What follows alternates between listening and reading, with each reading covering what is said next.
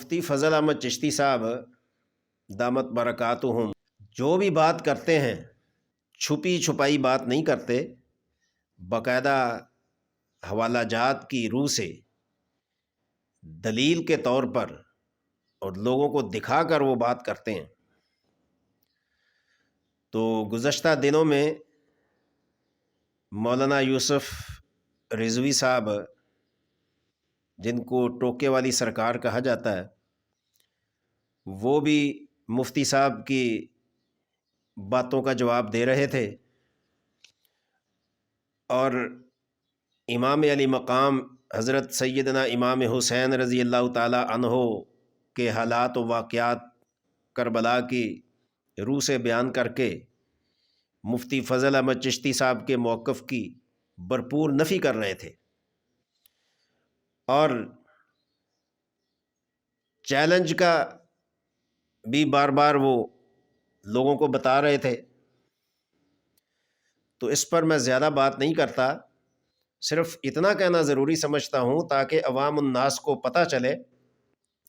کہ دور دور سے چیلنج کرنے کا کوئی فائدہ نہیں ہے۔ یوسف رضوی صاحب ہوں، عبدالحمید چشتی صاحب ہوں، یا دیگر علماء کرام جو اہل سنت ہیں یا غیر اہل سنت بھی ہیں،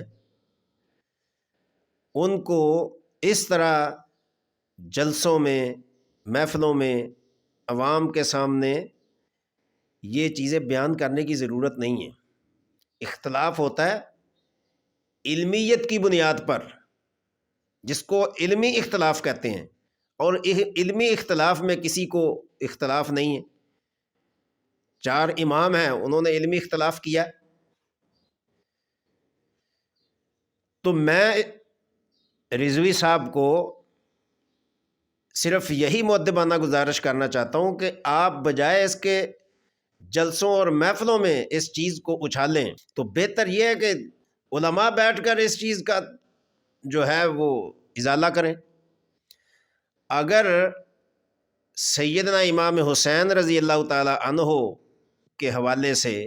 یا یزید کے حوالے سے کسی عالم کو اختلاف ہے مفتی فضل چشتی صاحب سے، تو الحمدللہ وہ حیات ہیں، اپنے آستانے پر ہیں، پنجاب میں ہیں، لاہور میں ہیں، سندر شریف میں ہیں۔ تو کون سا اتنا کرایہ لگتا ہے؟ لاہور، ایک بندہ لاہور میں آ کر چلا جاتا ہے، تو کیا لاہور سے ٹھوکر نیاز بیگ سے کیا سندر کا سفر جو ہے وہ میرے خیال میں تو آدھے گھنٹے کا بھی مشکل سے سفر ہے، اپنی گاڑی ہو تو بہت ہی مختصر سفر ہے۔ تو کیوں نہیں آمنے سامنے بیٹھ کر یہ جو یزید کے بارے میں ان کا موقف ہے یا سیدنا امام حسین رضی اللہ تعالی عنہ کے بارے میں ان کا موقف ہے، اس پر بات ہو سکتی ہے۔ اور مفتی فضل احمد چشتی صاحب دامت برکاتہم نے جو بیعت کے بارے میں، جو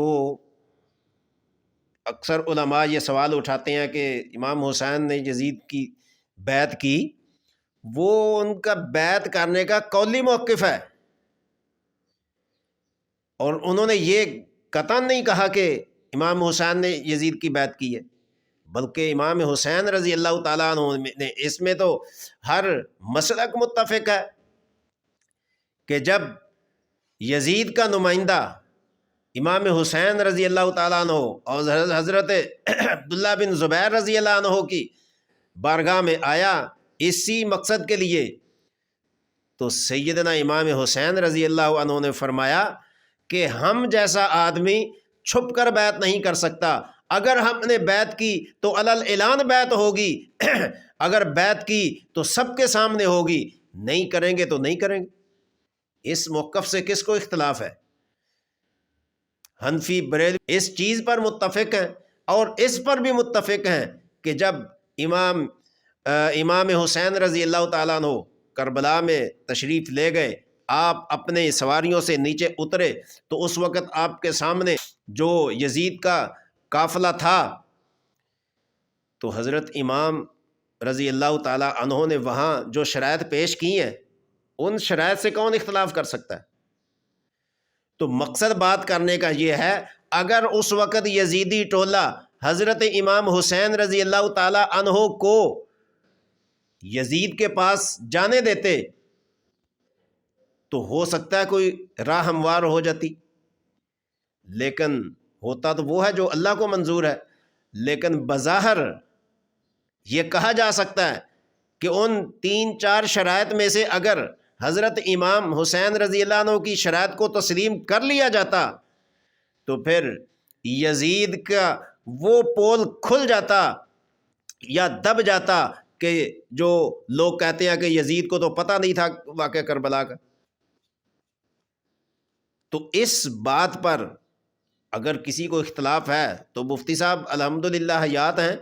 ان سے بات کریں بجائے اس کے کہ ہم ادھر شور شرابہ کریں۔